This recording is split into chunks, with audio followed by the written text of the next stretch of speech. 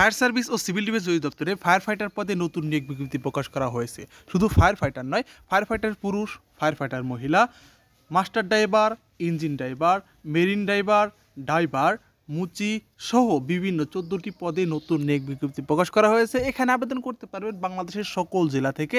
ছেলে এবং মেয়ে উভয় প্রার্থী আবেদন করতে পারবেন। আবেদন করতে কী যোগ্যতা লাগবে সে সকল বিষয়ে আজকে আলোচনা করব।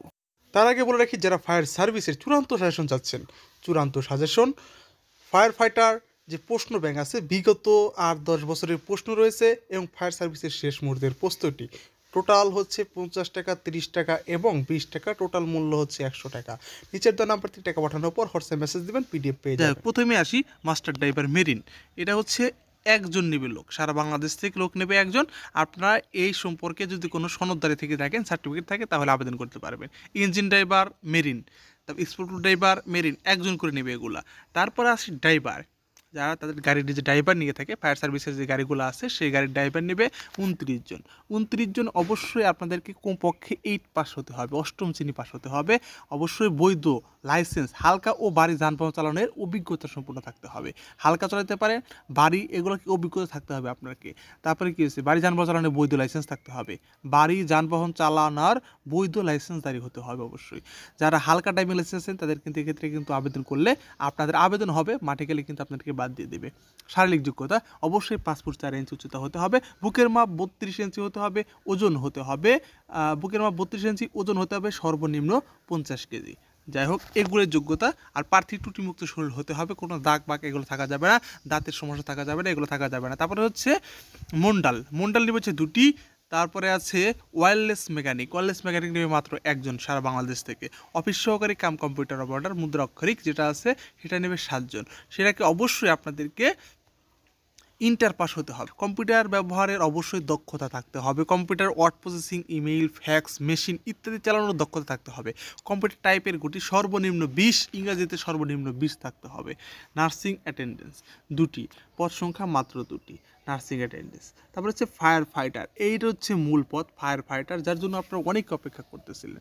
এই ফায়ার ফাইটার পদে ছেলে এবং মেয়ে উভয় প্রার্থী নেবে। লোক নেবে কিন্তু হিউজ পরিমাণ, অনেক, 106 জন লোক নেবে। গতবার কিন্তু ছেলে মেয়ে নিয়েছে, গতবার থেকে শুরু হয়েছে ছেলে এবং মেয়ে ফায়ার ফাইটার নেওয়া। এবারও কিন্তু মেয়ে এবং ছেলে উভয় প্রার্থী আবেদন করতে পারবেন। ছেলেদের ক্ষেত্রে কী কী যোগ্যতা লাগবে সে সকল বিষয়ে আলোচনা করি।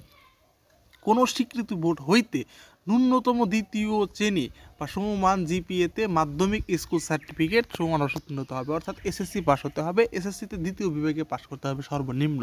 আপনারা যদি 3য় বিভাগে পাস করেন তাহলে কিন্তু সেই ক্ষেত্রে এখানে আবেদন করতে পারবেন না।